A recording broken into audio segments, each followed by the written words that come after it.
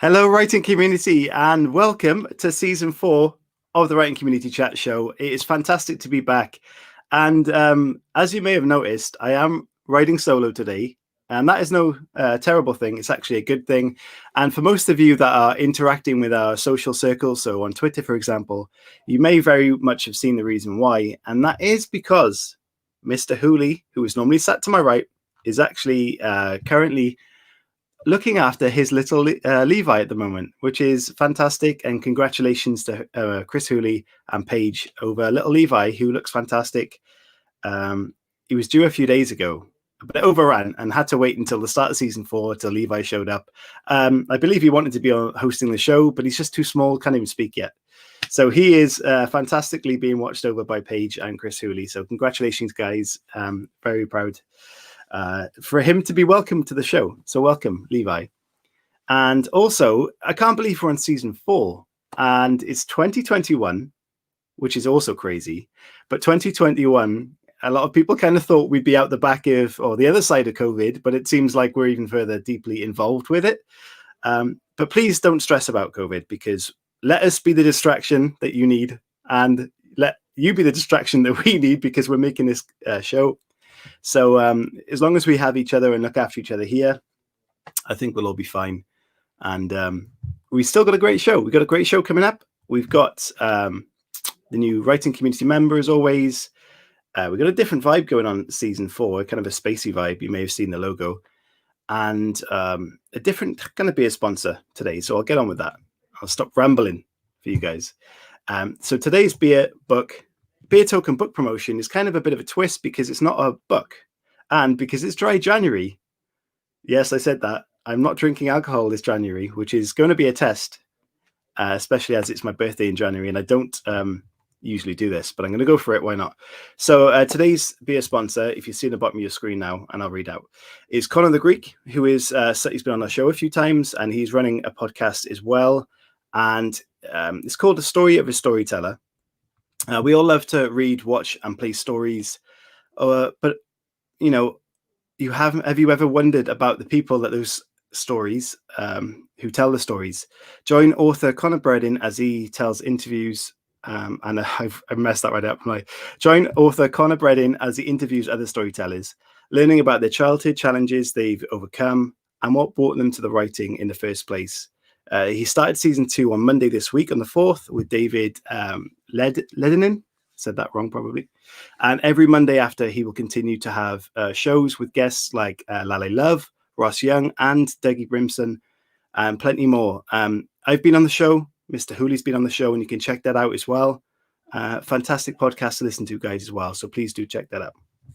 So now I've mumbled my way through that, guys. Let's get on today's guest, because he's been on the show once before during Cyberpunk Day. You may have been on that or watched that show. It was very intriguing, and we will talk about that as well.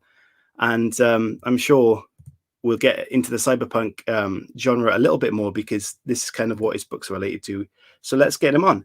So today's guest is Matthew A. Goodwin. Hello to you, sir. Hello. Thanks so much for having me, and congratulations to Hooley. Indeed. Matthew A. Goodwin, not to be confused with Matt Goodwin, who I found out is exactly who. Well, there's a Matthew Goodwin, who is an English author who I think is most famous for promising to eat a book if some political party won or something live on television. And they did a quick thing where they cut around it, but he pretended to eat a book when the thing happened. Oh, so they actually won and he didn't eat the book? No, he lost, and then he had to eat the book on TV. Well, that's the author I was saying, that you don't be confused with that author, because he's very into politics. So I threw an A in there. Definitely. So how are you doing? How's life for Matthew? I'm doing very well, thanks. Things are good here in San Francisco. It's gray and overcast, as you would expect in January. California's a little crazy, as you were mentioning right now. Things are a little bizarre, but other than that, life is pretty good. I'm very excited. I've got a new anthology coming later this month. Me and Anna Mossack had put together, so we can talk about that more later, I'm sure. But we got a Cyberpunk anthology coming later with a lot of the people involved in Cyberpunk Day. So I'm really excited about that, because I've never put an anthology together before. So that was a real interesting experience, I would say. So just for the people that might be watching or listening to this show that weren't involved with the Cyberpunk Day, because we actually covered some of it on the show as well here.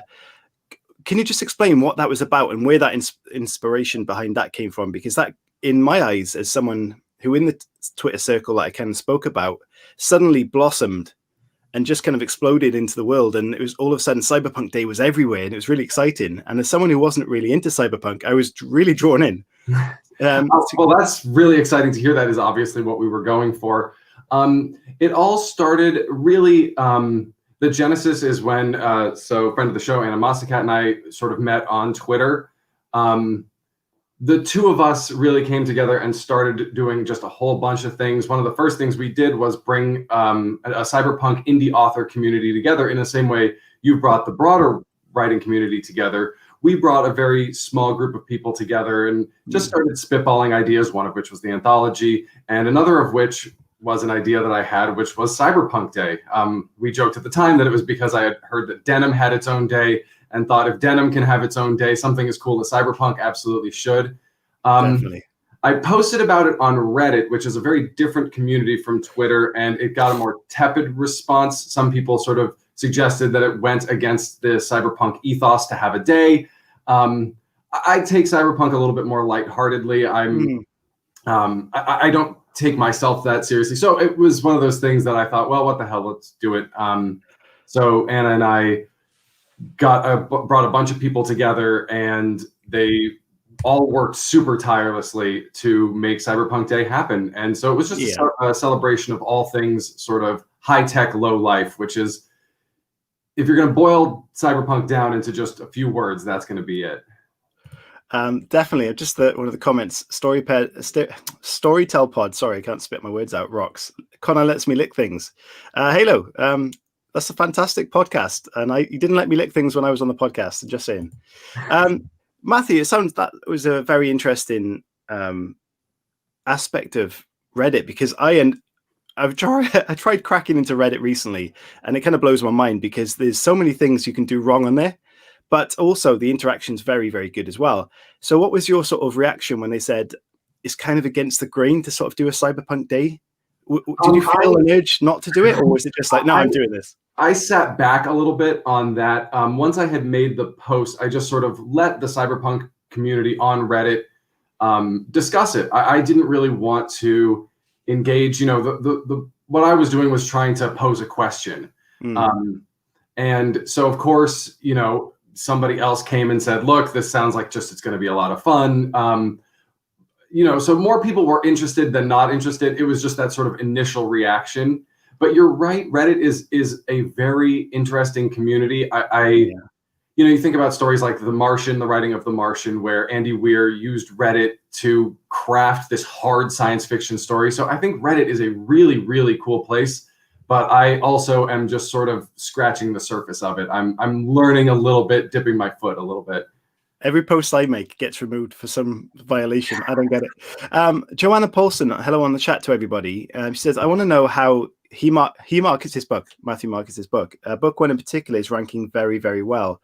So we'll talk about your books in a minute. We won't just skip past them, of course. But is there something because your book at the moment, is it your fourth in the Saga? Yeah. So I've put out 3 in a Cyberpunk Saga, and then Deadly in Pink, which is a standalone. Well, I say standalone. The reviews indicate that it actually may not stand alone as well as I had initially thought. But a standalone novella. I just finished the writing of book 4 and have started writing book 5. I'm about a third of the way through book 5. Okay. Is there a way? It might have changed a lot because as people grow and authors grow, their processes tend to change as well. But is there something you've done in particular to change your marketing strategy from, say, book 1 to where you are now, which is obviously, as Joanna pointed out, your book 1 is doing very well. And your recent book, I think, is number 3 in a certain category as well. Yeah. I think lowering the price of the first book, I lowered Into Neon's price almost as soon as Shelter in Place started here in California. I just thought, look, people are going to be sitting around. They're not going to be doing much. I imagine they're going to want a book to read. So I made it 99 cents, expecting to jack the price back up. As you mentioned in the intro, COVID doesn't seem to be going anywhere anytime soon. So I just said, let's leave it at that price for now. I think another thing that helped about 3 months ago, I ran a free promotion. So I gave away about 2,000 units. So I think that helped to generate more reviews. And of course, more reviews do tend to generate more sales. Being said, I also did spend a lot of time before starting to write, watching sort of Dave Chesson videos and learning the Kindlepreneur stuff. And that's nice. Yeah, I was happy to make it 99 cents. Figure less than a cup of coffee. Who doesn't want a book for that cheap? So I did try to learn how to work Amazon marketing stuff. I think that was a key too. It's unbelievably complicated. I've canceled more marketing campaigns than I care to mention. I finally got one that seems to have hit a sweet spot. But the real reality is priced at 99 cents, I almost just about break even with the ad spend on Into Neon. But theoretically, I can tell from my sort of back end statistics, people do read through. So breaking even on the marketing of book 1 generates sales for books 2 and 3. Absolutely. So I think, obviously, and that's the other thing that will generate sales is more books. I plan to try to do a rapid release for the next 3 books and see how that works. Okay. But that was a really long-winded answer to the question. I think there's a lot of reasons. Cracking, a way of marketing your book is something that every author really struggles to do, and to try and find that rhythm of how to market and break even and not make a loss, if anything. And I agree, canceling ads, I've only done it a few times and never really stuck to it. But once you've got that sort of mechanism for your marketing or audience, do you use sort of social media to promote that sort of marketing project, or is it something that is done through the sort of marketing projects you're working on? I need to get better at social media. I watch a lot of my friends or professional friends now, and I am blown away by what people are able to do with Facebook and Twitter and even Reddit. I am very much a novice at that. I do not seem to have the aptitude quite yet. It's something that I'm going to continue to learn and continue to get better. But if you look at my followers on Twitter, I'm clearly not that adept at it.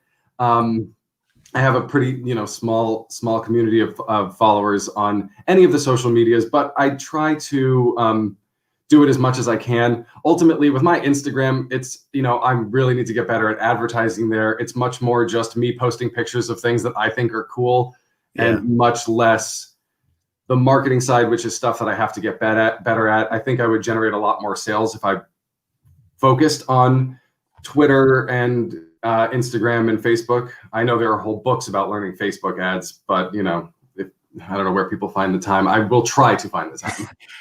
Halo Scott in the chat, any tips about the bloodthirsty cracking that is Amazon ads? Wouldn't we all like to know the answer to that? That's the thing is I spent, it was trial and error. Like I said, I just kept trying different ads, different keywords, different price points, price per click. And I just kept running and canceling and running and canceling. And this was, a year and a half ago when Into Neon first came out. IG ads. Okay, I tried an Instagram ad once and it didn't work for me. I want to know that secret. Yeah, I know. Well, this is the thing. I think pretty much with everyone, and it's the same with the writing, everything in writing, everything is specific to you. And as you mentioned, the social numbers, like you're following on certain platforms, even many famous authors that have been on this show, they've got a massive following on one social media group, but maybe not on others, even if they're kind of famous. So there's ways you can approach it as an author, and that is to do exactly what you're doing, trial and error, and the dedication to learn the answers that come back from that. Or there's things like social media companies that will actually do this for you. So there's ways to do this, but everything comes down to budget. And there's no point being an indie author, and we've spoken about this on the show before. you can dive into book covers and editing and proofreading, spend a fortune thinking you can make a lot of money back.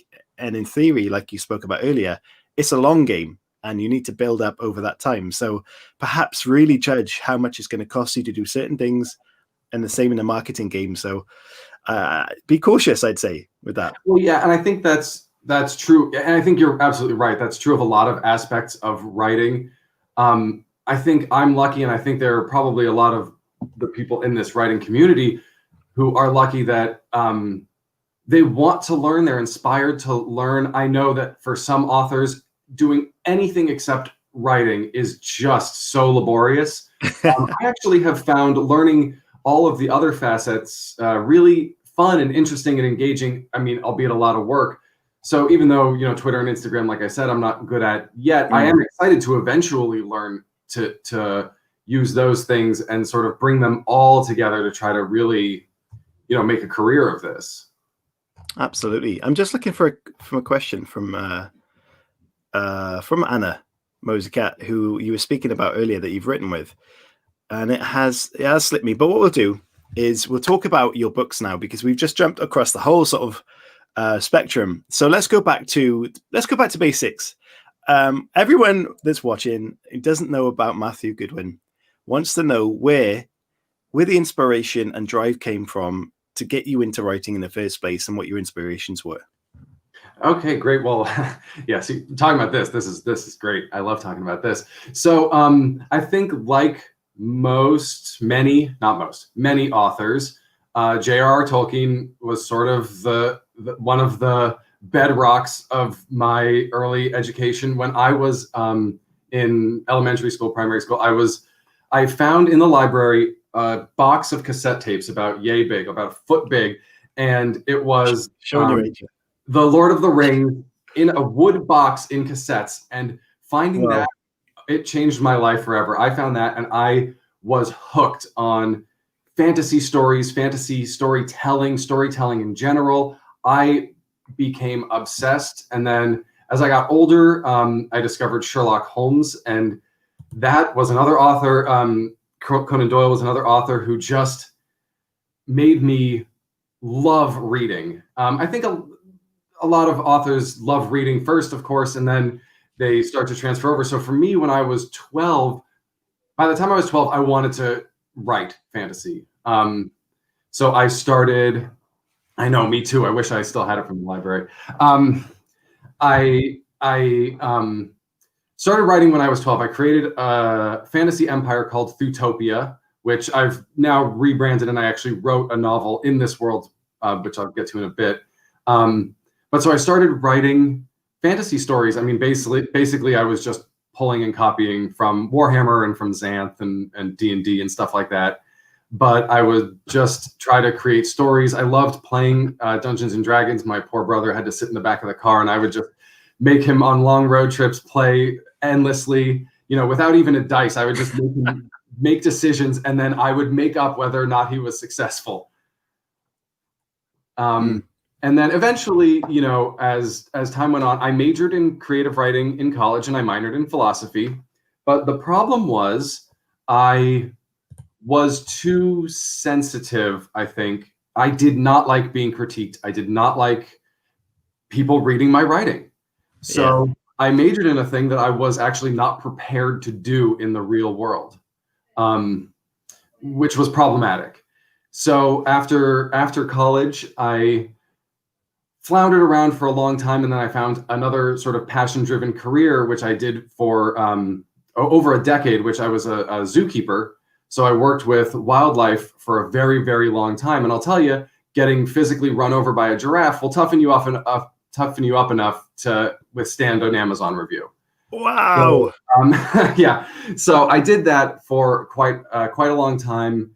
And after my son was born, I sort of decided I want to show him that you can do your dream. You can do whatever you want at any age. So I went back and I revisited writing, which had been, as I said, I majored in it. It was something that I'd always done. I wrote my first book when I was in high school.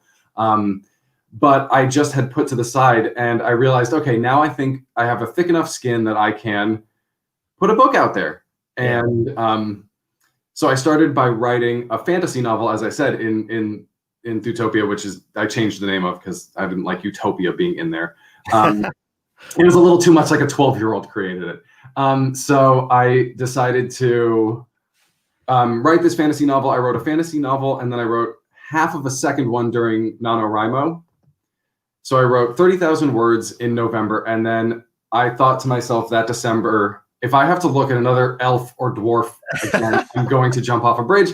So I thought the other love of my life was Cyberpunk. Do Androids Dream of Electric Sheep and Neuromancer were books that just shaped the way I viewed everything. I loved those books. I mean, when I first saw Blade Runner, I thought that was the greatest movie that had ever been made. So I thought, okay, I'll take a break. I'll just write a story for myself. And of course, as happens with these things, I got hooked into writing it. I wanted to publish it. I ended up liking it. Found an editor, found a cover artist, and said, all right, here goes. Let's see what happens. It's fantastic. And when you said you were going to go back, I thought you were going to say you were going to go back and run over the giraffe. But you can't skip over that story that quickly. I mean, that's amazing. Yeah. So that was just part of part of being an animal keeper. I was given an opportunity to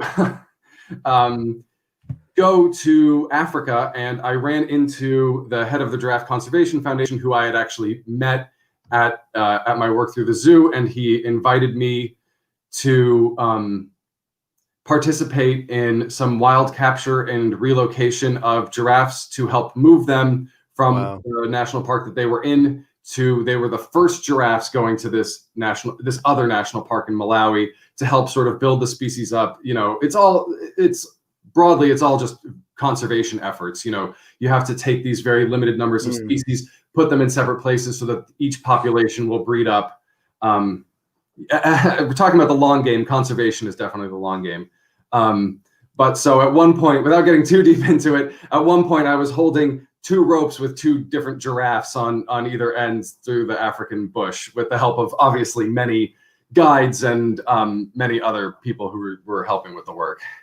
That's fantastic. So have you ever thought or had the inspiration of writing about those experiences in terms of the adventure and then the reality and the danger of it all? I get asked that question, of course, frequently. Not really.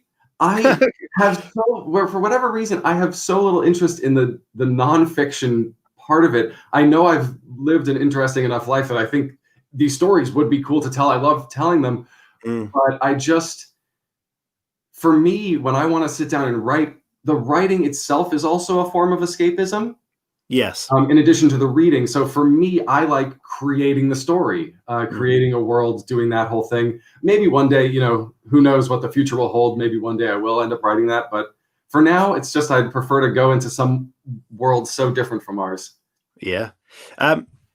Radio dramas on your website, more on Amazon, it mentions that you kind of got inspired or were into radio dramas when you were younger. And obviously these cassettes were part of that. And do you think those stories were an inspiration for you to start reading, or were books already a part of your life before you kind of discovered those?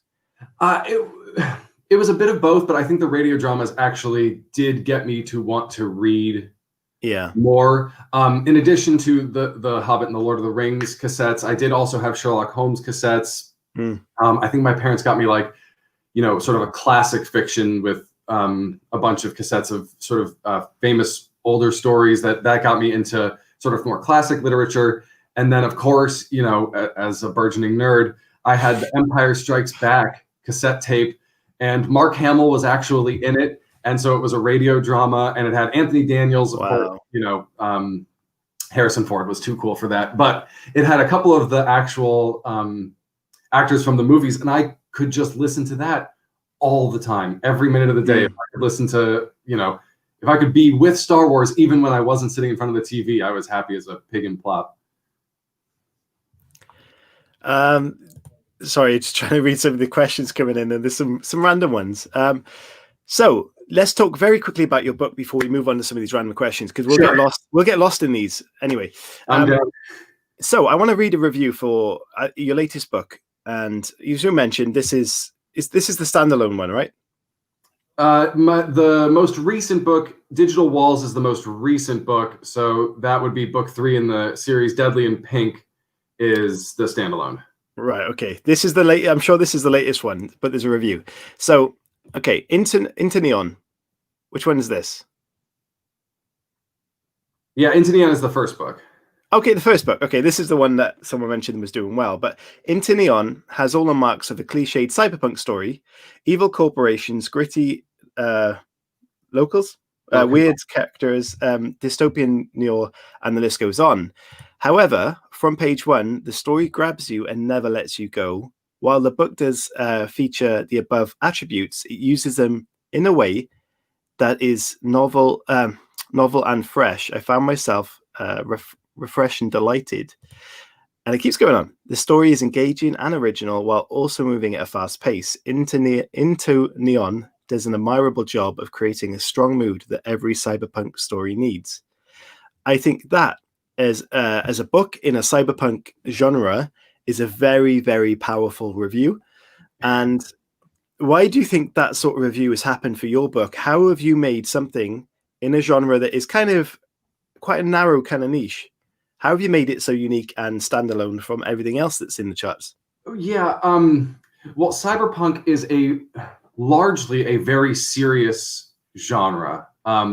It tackles a lot of very serious questions that are relevant, especially for modern society, about the nature of man, the nature of machine, those kinds of things. Yeah, I agree. That review was so kind. It's very lovely that you just read it to me.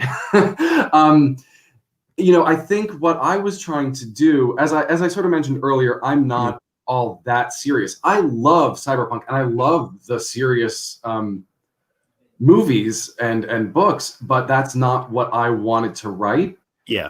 What's so interesting is, there's a lot of noir mystery cyberpunk, and I wrote a noir mystery fantasy story, and then I did a hero's journey in my cyberpunk, and so I got them completely backwards. I decided writing to market was just a terrible plan. I think so. I think one other reviewer called my book Cyberpunk Light, which I think is sort of accurate. I love to delve into the cyberpunk questions. I love to, as that reviewer said, deal with these things, but I also wanted to make it a little bit more fun. Yeah. So, make it about a cast of young characters who are fighting the system, but who interact more like young people interact with each other and are having fun and are, So I think what you've done is made it more accessible to people who are outside the genre. That was my goal. That was my hope. Yeah. And for a lot of people like myself that wasn't really massively into cyberpunk, it is a way to get into it without feeling you're stepping into this because it does from the outside, it feels like a massive world that if you're going to go into, you're going to learn a whole lot of stuff. And sometimes that can be quite daunting as an outsider. So if you've got that accessible sort of reading, then, it's a good entry for people. Well, yeah. And that's what I focused on too. Was one of my focuses was obviously it's science fiction, it's cyberpunk, it's going to have futuristic tech and that kind of thing, but I never wanted it to feel inaccessible. Yeah. And I also, speaking of like Andy Weir, I don't write hard science fiction. I am not nearly smart enough to write like things that are physically possible. I'm much more likely to be one of those people who doesn't know how to solve a problem, so I'll put the word problem in front of it. But I wanted to make my tech accessible and realistic. I think the best example of that is, rather than just, cyberpunk loves cybernetic pieces, right? So, you want to have your robotic arm. I wanted to give cybernetics a more authentic backstory for my world. So that was something that I focused on, just try to make it real. So I was watching a documentary about a certain very large book selling company that employs a lot of people. And one of the interviewees was saying, like, it's impossible because we're having all these machines take over all of our packaging jobs, but the one thing a machine can't do is think. And so, of course, that was my aha moment. Like, well, that's it. I mean, that's why in the future people would have cybernetics, because they want to compete for jobs with machines, because they can then have the best of both worlds. They can have robotics and they can have a brain. Absolutely. So I think I tried to make it more accessible by making it a little bit more realistic too, rather than, in Cyberpunk, there's a lot of style over substance. And I think that's great. I mean, I loved playing Cyberpunk 2020. I mean, it's sitting right there. And Cyberpunk 2077 now. But, for me, I just wanted it to feel a little bit more real. And then if a reader can extrapolate from our present into a future and see it as being realistic and born of the real world, I think it's easier to connect with that world. Something like, the way people do with Black Mirror. Yeah. We've got one more question, and we'll get onto some sillier ones. But you kind of just mentioned how you write cyberpunk and sci-fi, you're kind of loosely together. But David Middleham has said, what do you consider the main divide between the both, say, cyberpunk and sci-fi? Well, yeah. So, I mean, like with any science fiction subgenre, there are going to be certain things that you find in cyberpunk that you don't find in other science fiction genres. And cyberpunk is interesting because it's one of those subgenres that has things that people consider very cyberpunk. So cybernetic augmentation, advanced AI, for whatever reason, flying cars always seem to be involved, myself included. It's a lot of the human-machine relation, mega cities, and then, as I said, the sort of defining thing of cyberpunk is high-tech, low-life. Yeah. So it's the very high-tech world, but mashed together with extreme poverty, a lot of social issues, that kind of thing, because it was sort of born out of a time when corporations were let off the leash. Cyberpunk was created long before that, but in the 80s when it really sort of blossomed in a lot of ways, during the Reagan administration, a lot of the corporations were sort of allowed to do things that they had never been allowed to do before. And there was Cyberpunk was a bit of a pushback in a lot of ways against that, showing how young hackers can fight these giant corporations. So it's more than anything, it's just a subgenre of sci-fi. I think, for a lot of people, once aliens are involved, it's not science fiction, though I think Altered Carbon does have some aliens. There's a lot of rules. Again, you can get into, some people take their love of certain genres very seriously and they have hard and fast rules. I think what's fun about cyberpunk is that you can sort of in some ways come up with your own rules as long as you live within certain parameters. Does that answer that question at all? Or did I just say absolutely. I think two films that remind me of what you were speaking about was Back to the Future, the hovering skateboards and cars, and then Demolition Man, about how, the contrast between poverty and the tech. Yeah, so Demolition Man is considered by some cyberpunk. It was one of my favorite films, and I think I do consider it cyberpunk. It has enough of the elements there. I love that Taco Bell is the only restaurant left. I mean, I cannot get enough of that joke. Have you seen though that they've dubbed that out and changed it? No, what? Honestly, right? If anyone loves, I love this film too. But if you ever go find it on Tally or find an updated version of this, and when they go to Taco Bell, Sylvester Stallone says Taco Bell, but his mouth is dubbed over and it says Pizza Hut, and they changed Taco Bell to Pizza Hut on the screen. And I'm not joking. So odd, because I think Pepsi owns both of those companies. Unbelievable. It's so peculiar. Well, either way, I loved that movie. As a young person, I recently rewatched it and found that I liked it more than I thought I would rewatching it recently. And if you go back to Into Neon, there is a reference. I have a lot of cyberpunk Easter eggs in Into Neon because, as I said, I wrote it for myself, not expecting to have anybody else read it. So there's a lot of Easter eggs in there, references to other cyberpunk properties. Talk to me about writing Easter eggs then, because this is probably something some authors may have dabbled in and some others not, but I'm very much I love The Walking Dead and Fear the Walking Dead and all that sort of stuff in the zombie genre. So when I was writing my 2 novellas, that I dropped in a few references to a certain few things. And recently been playing The Last of Us on the PlayStation. So many Easter eggs, amazing things in there. How do you approach writing Easter eggs? And is it, as you mentioned, kind of a real personal thing, or is it something you hope other people will see? Or do you not expect them to see it? It's one of those things that I think if somebody sees it, hopefully it just makes them crack a little smile. Yeah. It's not like Ready Player One where you're just beating the reader over the head with references. I do have one character who's kind of obsessed with 90s stuff, so he quotes a lot of things directly. Yeah. But for me, the Easter eggs were just little things that you'd really have to know the genre to see. Like, the best example is I mentioned twins at one point in the novel, and their name was taken from the name of a company in RoboCop, or the saloon is a reference to an anime cyberpunk movie. So they're very, very small. Yeah. It's funny though, because going back, and now I was writing the fourth book, and the characters go back to the saloon, and I had forgotten that I made it a reference, and I kind of wished that I hadn't, so that it was something more personal to my world. Rather than, I couldn't agree more. Seriously, the Ready Player series are all just such fan service for 80s babies. And not that I hate them or anything. It's just they really do spend so much time just laying it on thick. Do you not think though that everything that's coming around now, and obviously COVID's put us in a real weird situation, but like movie directors and things like this at the moment are struggling because of creation. But everything I see when it comes to like, I don't know, movie gossip is that they're making the return of, I don't know, every classic 80s or 80s, 90s, 80s movies there has been, they're remaking or rebooting or adding sequels in 20 years later. Yeah, everything old is new again. You're absolutely right. And I think there's a reason for that, is that people are kind of obsessed with the 80s in the same way. I actually always make this comment that people seem to be obsessed with sort of 30 years earlier. In the 80s, there was a lot of throwback to the 50s. If you're looking at Back to the Future, in the 80s, there was this weird obsession with the 50s.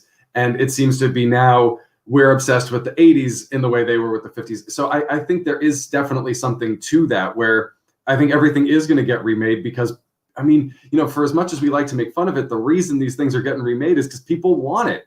Yeah. When Fuller House came out, I watched it, because I watched Full House as a kid, and I wanted to recapture that thing. It didn't, but I wanted it to. So you're saying in 2050 they'll all be wearing COVID masks as a you might be right. As a remembering back in the day that this crazy world we're living in. Right, and listening to Billie Eilish.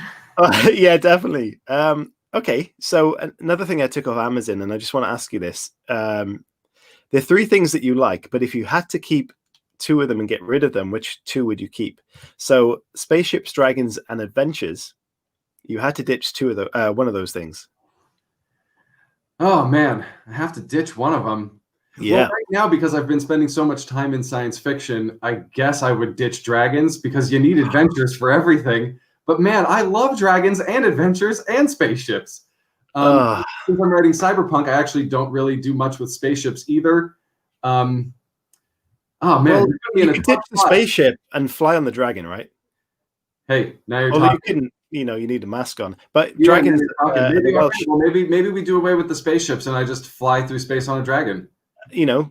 Never-ending story style. I think that's the way to live. Plus, I could probably meet a spaceship in real life. I can't ever meet a dragon in real life, so let's keep them. They live in Wales. That's all I'm saying. I need to travel there. If you go, guys, I'm just going to put a little plug out here. If you go into Good Pods, which is an app for podcasts, it's a fantastic social app where you can share podcasts on a feed, and you can see what your friends are saying about it, ratings and stuff. But also you can follow us on there, which I have a weird affiliate proper tick on there now, which is weird. But we've got groups on there for podcasts, and we share really cool stuff for writing based podcasts and audio dramas and stuff on there. So download the Good Pods app and come and find us, and you'll see that on our Twitter somewhere. So please do that. Right. So a new family member, you might have seen this already, Matthew, you probably have. This is someone, I used to do this, just randomly pick someone on writing community and sort of shout out their Twitter handle if it's quite a low amount of followers. But I've decided that because we get a lot of new followers on the show who follow this show, I'm just going to shout out one of the most recent people that followed us who's got low numbers to pay back the ones that supporting us. So Lily Dean 36 on Twitter, writer and reader. My book, No One's Luna, is up on Inkit. Anyone know what Inkit is? No idea. But she's only got 2 followers. So please go on to Twitter at Big L Dean 36 and find that person and tweet them something. Matthew, should we tweet them Cyberpunk stuff? Oh, absolutely. I think we should tweet everybody Cyberpunk stuff, really. Yeah. So if you're listening to this right now, or if you're watching, if you get the chance, go at Big L Big D EAN 36. They've got 2 followers. Give them a follow. Say welcome to the Writing Community Chat Show, or the family, whatever you want to do, and send them Cyberpunk. I don't know why I said it in a Cornish accent. A Cyberpunk GIF, please, and welcome them to the family. But check this out, because what I also want to do is welcome someone else to the family. And once I get my eggs in a basket, as you might say, I probably lost this now as well. Okay, there you go. Right, let me share this. So we mentioned it earlier, but here's a photo for you all. If you haven't seen, is little Levi. Oh, man. If you are listening on the podcast, guys, go to our Twitter and I will put a picture of Levi. And Mr. Hooley has already shared it. So there's Mr. Hooley's Levi and Paige is Levi. So, oh, where's he gone? So welcome to the family also, Mr. Levi. It's fantastic, it really is. Cool. So, fellow author shout out. Matthew, is this someone, because we're normally taking our time doing that, but because Chris isn't here, I'm not going to delve in there. Is there an author, and this may be someone that we've seen on the show before, but is there an author that you can recommend other people to listen to that you really like?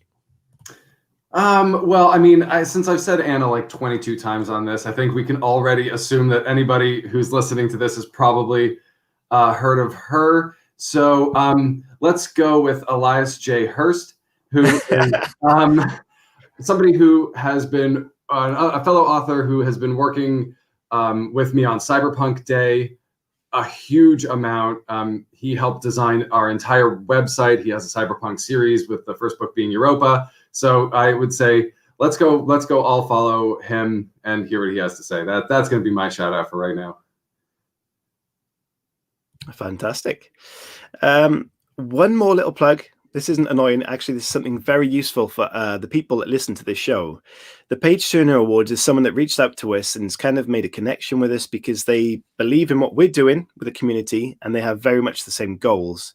So in January right now, if you go to the Page Turner Awards website, you can enter your manuscripts into many competitions, whether you're published, whether you've written it already, whether it's partly written, whether it's first draft.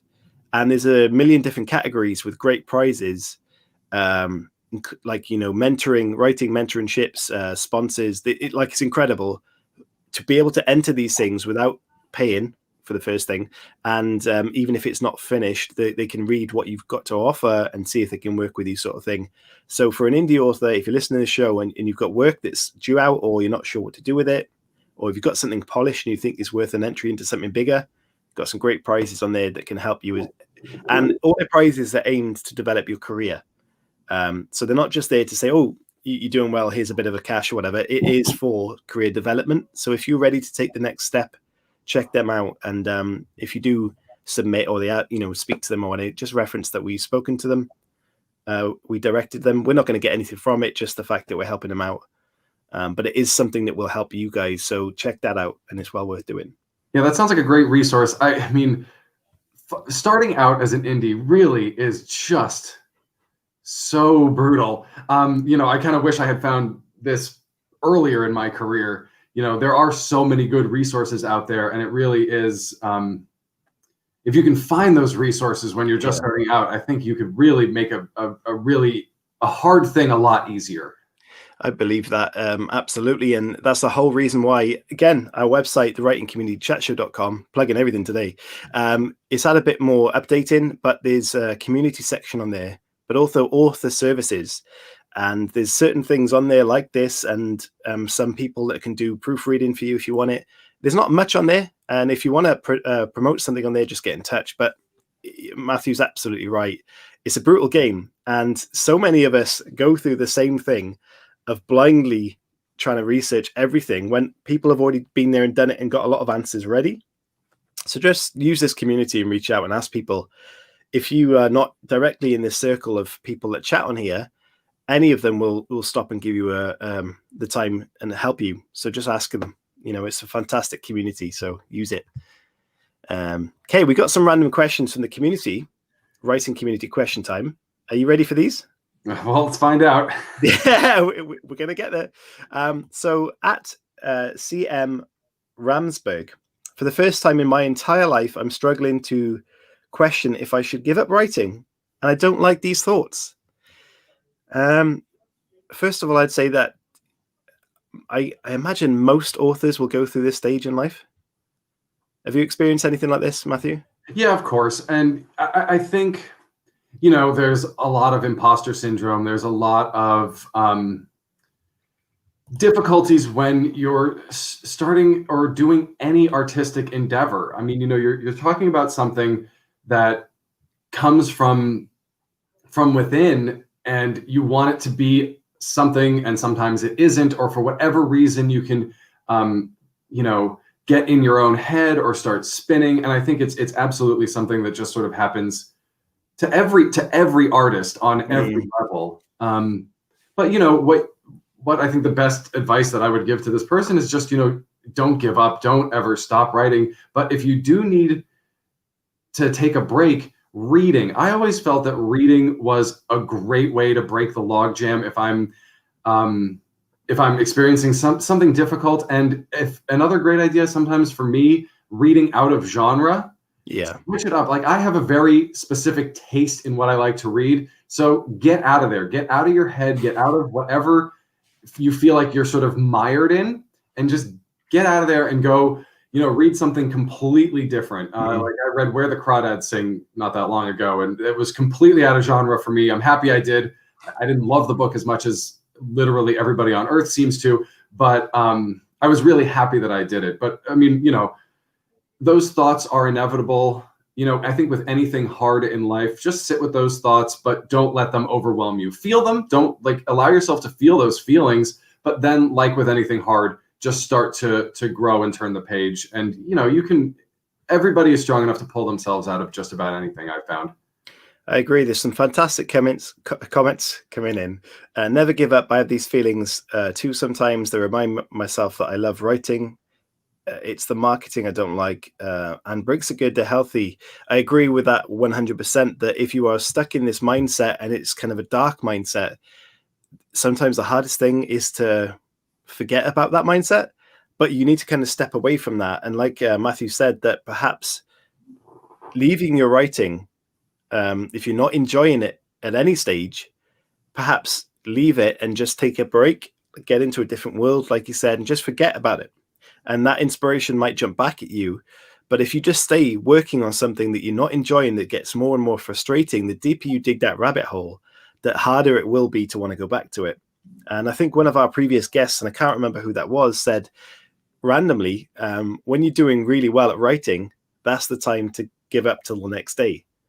Which sounds weird, that to break your rhythm that's going really well, to give it up. But that means that when you've left the keyboard, that your thoughts are, oh, I can't wait to get back to that keyboard, as opposed to, oh, I'm just keep doing this, I don't want to do it.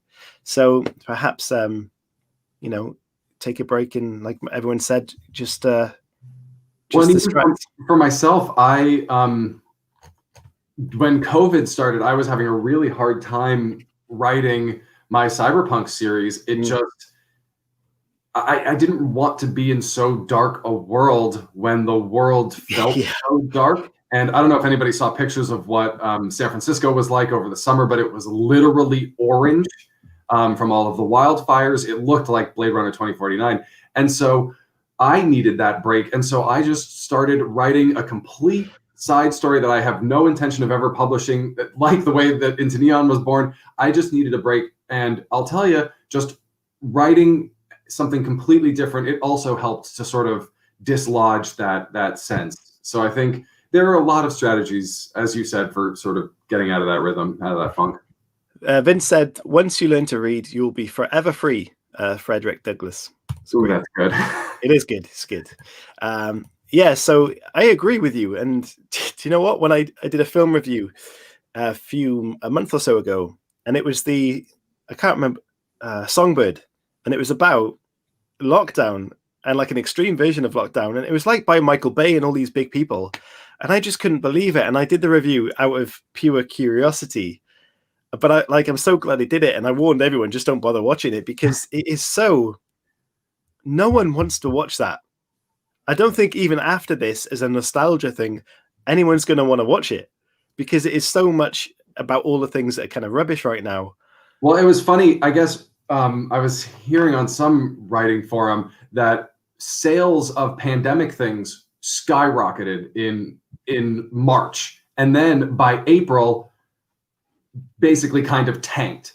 And then everybody wanted romance or cozy things. Like everybody, once Tiger King was over and everybody had their fun with quarantine, I think then the reality set in and everybody just wanted that charming escapism and nobody wanted, to rewatch Outbreak or whatever. Yeah, which was on telly and that thing on Netflix with all the famous people. I can't remember what that was called. But I agree. Like there was a honeymoon period of COVID where people thought, you know what? We've all worked so hard for so long. We've got like ourselves a bit of a break here if we weren't affected. But then as soon as that died off, it was just like, this world is just not going. Yeah. And it is, do you know what? All of us, including me, have had these times where we just felt really flat or hard to just motivate ourselves. But I'm so Contagion, thank you on the chat. I'm so happy that this show has become since the lockdown, because there's been days where people have struggled, I've struggled, and I've just been like, oh, it's okay, the show's on. And we've gotten the show and we've talked it out and people have communicated with everybody else. And I think it's been a real powerful tool for everybody. And things like this are important to keep talking, whether it's through a bit of joking through text or in a group chat. So it's just distract yourself, which is, like I said at the start, let us distract you from it and just use each other and lean on each other, because I think it might have been hard for that person who asked the question earlier that they're struggling to say that to someone face to face, but putting that on Twitter is kind of a question for the community. It may have been a bit easier, and that conversation might not have happened without the powerful use of Twitter. But, you know, they've got answers that may help them in that way. Yeah, well, so and Twitter, I mean, the writing community has really been a game changer for me too. You know, obviously when I started writing, I created this professional Twitter and found the writing community. And now I really like opening my Twitter. Whereas before on my personal Twitter, when I followed current events and politics and those types of things, that is what, a doom scrolling. That is some grim. You know, you're looking for an escape from how grim the actual world is. Twitter's not it. But now that I found the writing community, you know, found this show, found these people, Twitter is such a friendlier, happier place, even when things are hard. It can be a resource, as you said. You know, I'm sure if I wrote tomorrow, like, hey guys, you know, could use some love, just feeling low today, you'd find some love. And that's a really powerful thing, especially when so many people are feeling so isolated, you know, to be able to use technology to connect us. And especially for a cyberpunk author who loves to write about the perils of technology and examine the perils of technology, it is nice to every now and again see the nice side of it. It is. We are really nice. So violently nice, Halo says. You are violently nice, Halo. Let's use this one. Okay. At SU Jiminy, the current fiction I'm starting to write is much darker than what I've usually written. It's a very dark theme today. My big question on the matter is whether it is okay or not for me to add smut into this fiction. I think it's thematically dark. Sure. Yeah. If you've read Halo's book, then you get plenty dark and plenty smut. So she's maybe the girl to speak to on Twitter. But no, I agree. It's maybe that you're stepping into a world of writing darkness for the first time. But I'd say if you were comfortable reading it, then don't feel bad about writing it. Yeah, I mean, George R. R. Martin's probably pretty happy with what he's written. And yeah, I bet he is. Dark and smut. Dark and smut. Dark smut. It's all out on the chat. Dark smut, go for it. Okay, next one. Margaret Nielsen. The eternal question. I've made a playlist and a mood board for this new project. Does that count as writing? I'd say yeah. I think it depends how long you've spent doing it. Yeah, rabbit holes really are such an interesting thing in that writing community. I love it so much because I'll spend oh, you know what? I really need to understand CRISPR and spend 4 hours researching CRISPR rather than writing a single word. And yes, it comes in handy, but man, can it also be distracting. Smut and savagery on the chat. And I think the answer is smut. What was the question? So I think there's a couple of people I've realized in writing. Me, for example, completely went and pants it and just make it up on the spot and didn't really put much effort into it. And there's a lot of people in between, but then on the other end are people who seem to plot and plan forever. And if you're plotting and planning and doing these playlists and mood boards ready for your work, which has been weeks and weeks away, I'd say you're probably doing it too much.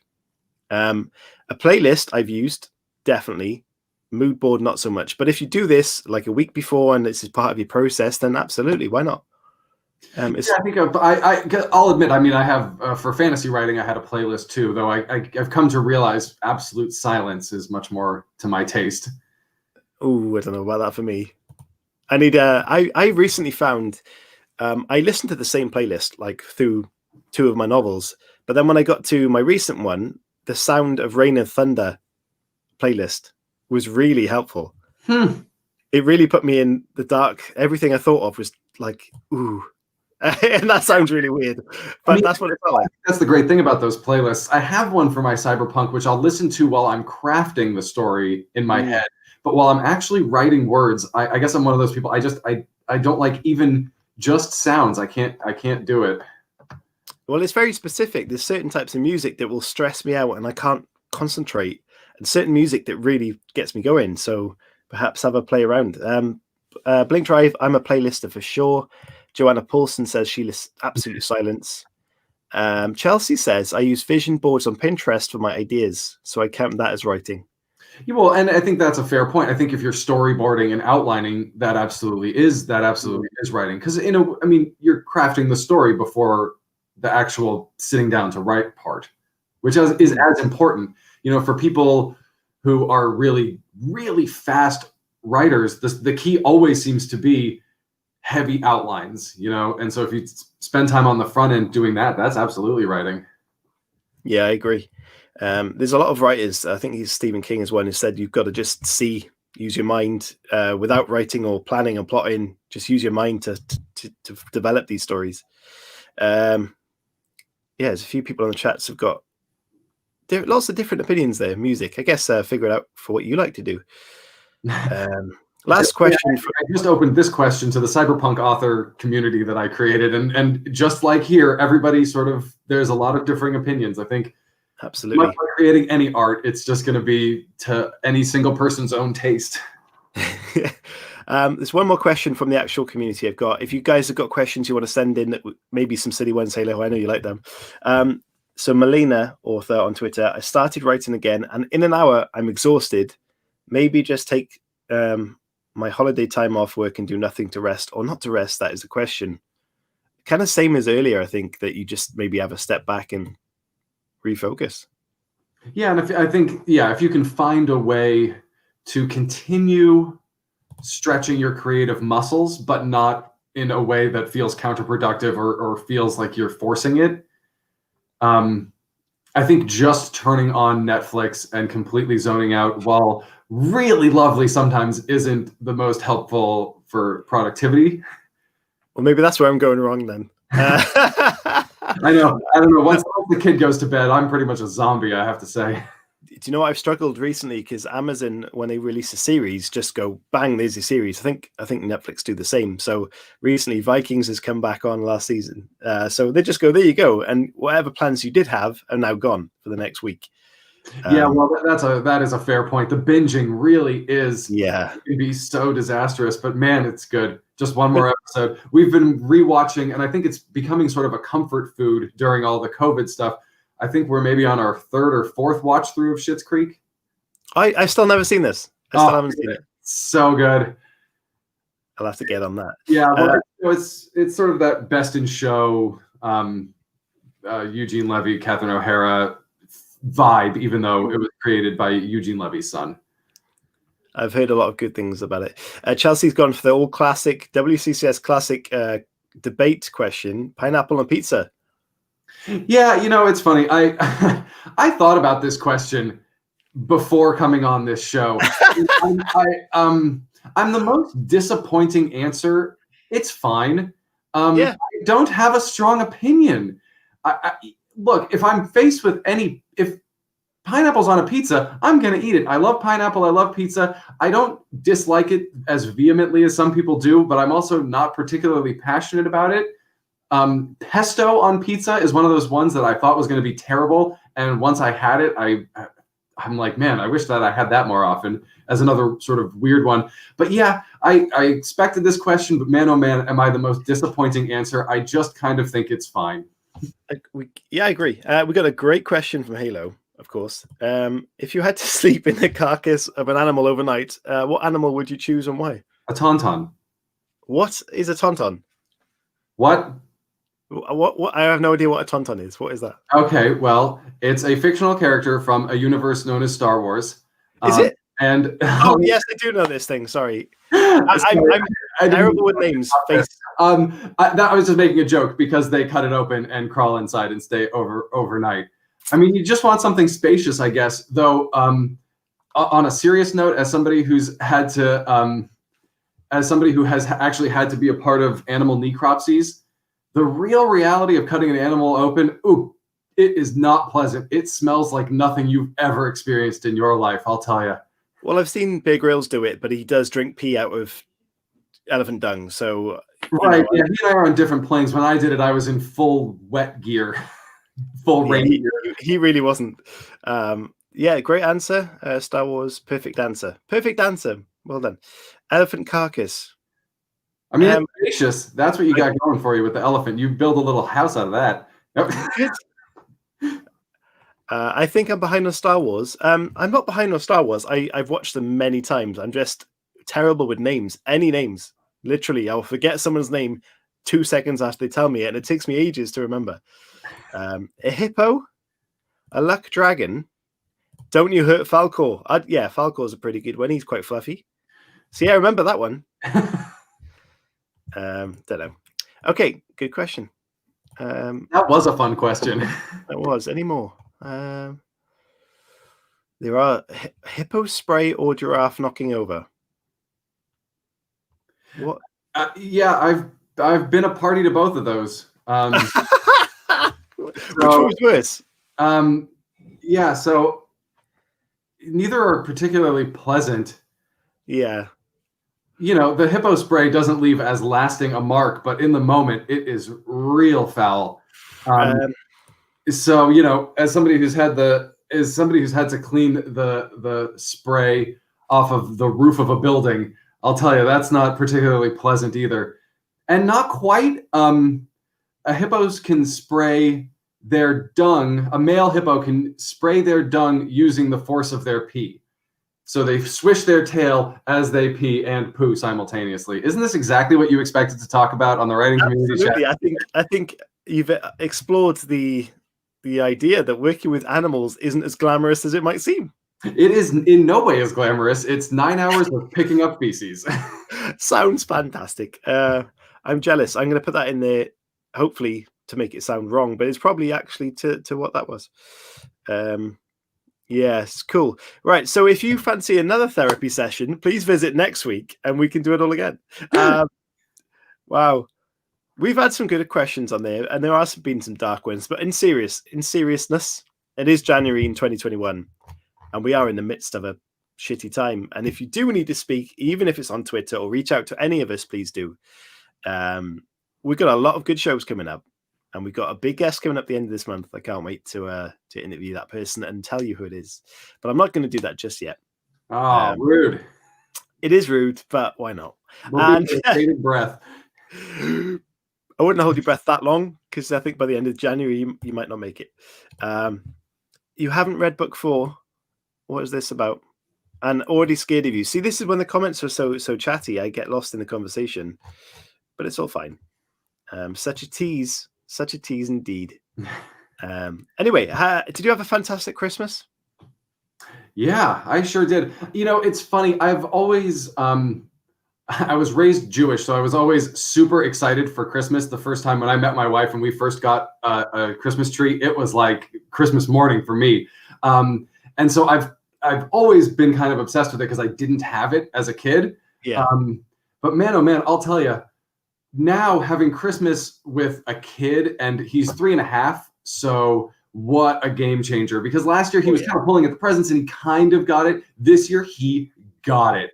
And it was a very Spider-Man Christmas. He got like a Miles Morales pullover thing because he's obsessed with Miles Morales, and a little Spider-Man car. So getting to do Christmas morning with your son is unbelievable. And as a zookeeper, I actually never got Christmas off because, of course, the animals always need to eat. So the zookeepers, shout out to zookeepers, you don't get the day off ever. It's 365. So it was also really nice just to have Christmas off for the first time in a decade. Wow. So it was really lovely. How about you? Yeah, good. I don't think I was going to say you wait till next year till your boy's that year older because it's even better.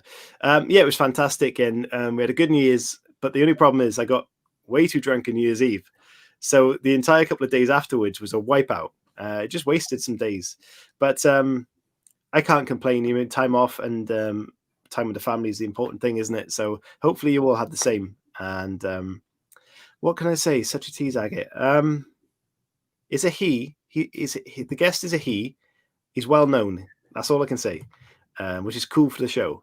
That's very exciting. I'm excited to find out your big reveal here.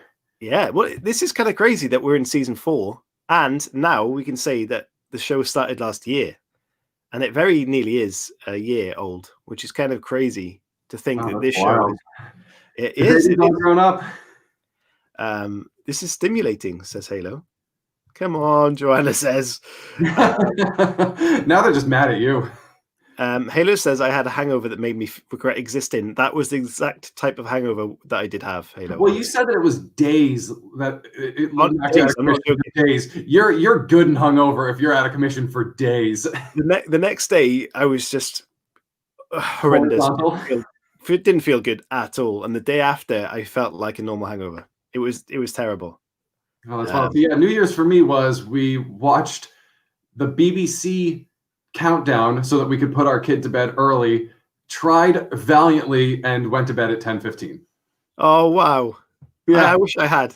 That's a quarantine New Year's if I've ever heard one. That is indeed.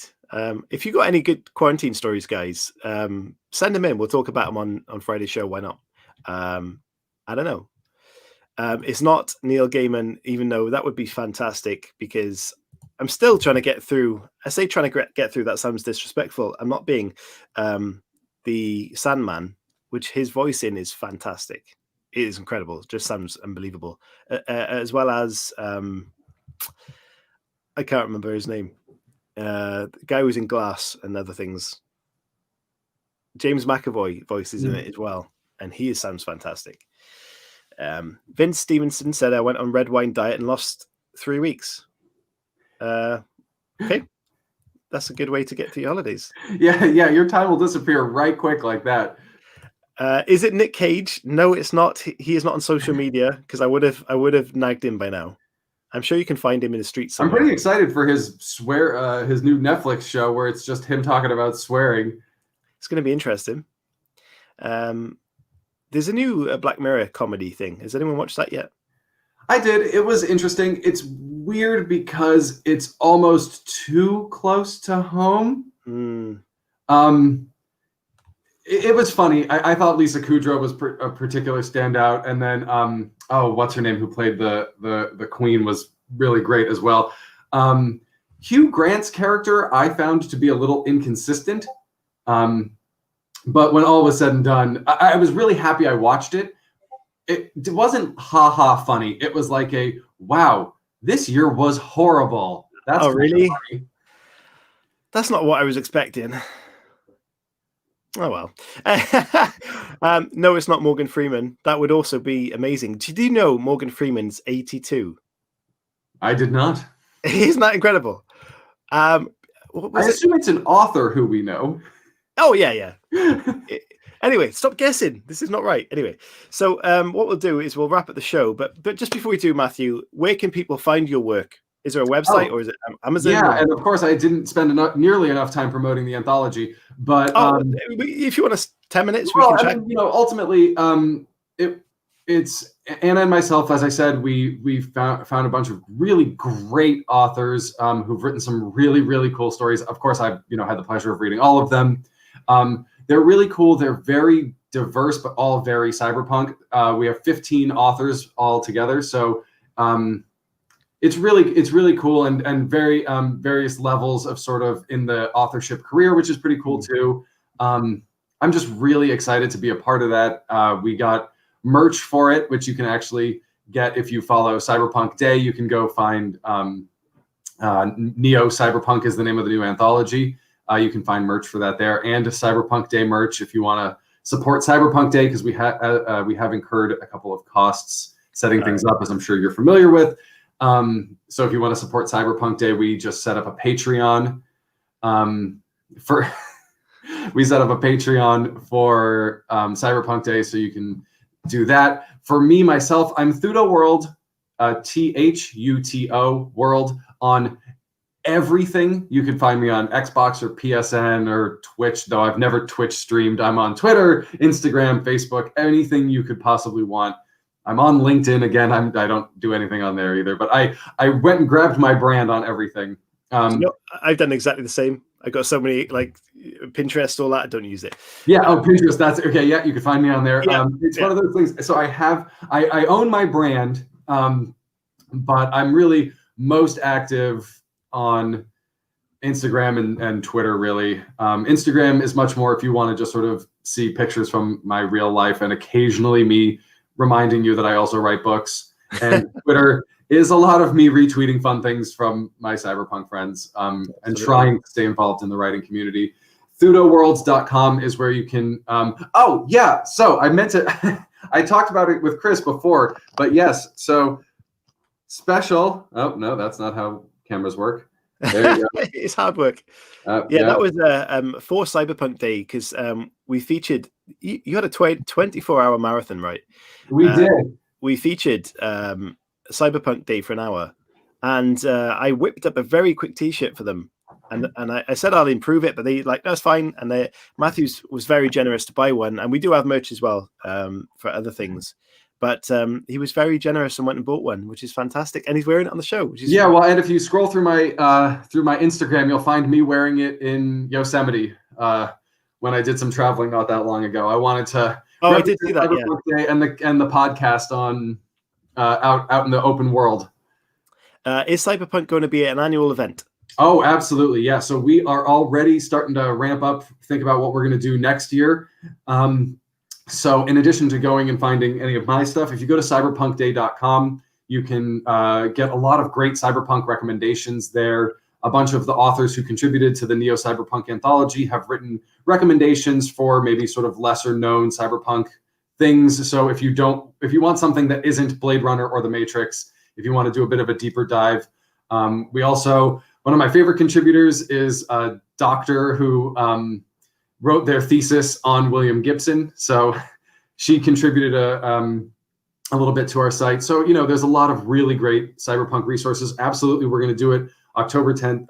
October 10th every single year. I'm really excited. It was just such a fun thing to do. Ending the night with a live tweet watching of Total Recall was an absolute blast.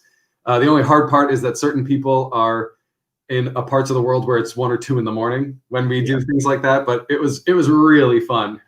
I mean, it was definitely a good event, and it brought a lot of attention in, and we loved, being part of it. It was fantastic. We did randomly one week. We did the WCCS festival, which was like 7 authors in 7 days, but we just put shows on very quickly, and we didn't really plan it out. So we'll have to pick your brain and try and do something maybe combined towards some part of the year, but we'll have to try and do something more established like you guys did, because it was really, really fun. And you guys, if you hadn't seen it, then definitely have a look and check it out in October. It's fantastic. So please check it out. And also, I believe Queer Indie are doing an awards thing at the moment. My words don't work. An awards. So queerindie.com are doing an awards ceremony, and you can nominate people. So please check that out. and nominate nice. some authors. Why not? And it'd be good. So there's a link. Oh, that's so nice. Yes, that is unbelievably kind. That's your website, I think. Yeah, that link tree will take you to anything that I've got. So yeah, click on that link tree if you want to check out my website or my books. Obviously, I hope, and if this inspired one person to read my book, that would be great. If not, this was just a real fun talk. We'll leave links on our description, of course, and people, please go and buy that book. Any of his books, he's got 4 of them. Just buy the book. Yeah, buy all of his books. More coming. But like I said, Into Neon's only 99 cents. It's only 270 pages. So I've been told people read it in a day or two. It's action adventure in a cyberpunk setting. So it's a quick, hopefully fun read. Absolutely. Get on that, guys. Joanna said, read a votey thing in regards to the queer indie thing. And Halo says, we are the QI Awards battle to the death. I don't think you do battle to the death, but you can register and vote people's books on there. Can we have the guest author's Twitter handle, please? Thuto World. Yeah. So it's THUTO. So here I can. There you go. For those who want to know how to spell it, there you go. It's very frustrating because when I was trying to find him when we first got Cyberpunk Day going, and Chris Hooley said, yeah, Matthew Goodwin on Cyberpunk. And I was looking. I was finding this other Matthew Goodwin author, the politician guy. And I said, I can't find him. And then it took me ages to find Thuto World. Yeah, I realize now I probably should have, for any new authors out there, use your name. That's a way better plan. I'm happy I own my brand, but man, oh man, it does make it harder to find me. Yeah, or trying something that's quite easy to spell. Because there's a few ways you could do that, and it was quite hard. Anyway, enough about my ability to find people on Twitter. We're going to wrap up, guys, and all I can say is thank you so much for returning to us on season 4 in this crazy time, because I know everyone's busy and distracted, but thank you for coming back. And we will have a show on Friday. We will update guest details of who that guest is tomorrow, and we will leave links to Matthew's show on Twitter. This show and the podcast will be updated for tonight as well. So please check that out. And the podcast, again, is where we rack up listens, and that's where we're growing. But also YouTube, if you're not listening or watching this on YouTube, subscriptions on there really help us too, because we need to hit 1,000 and we're way off that. So for glory, honor, and goats, Halo, your goat you won is still not arrived. When it does, we will brand that bastard and give him red eyes and send it out to you. Goats. So excited for Friday's show. Indeed. So thank you, guys. Honestly, I could look at your comments all day, but that's unfair for the podcast.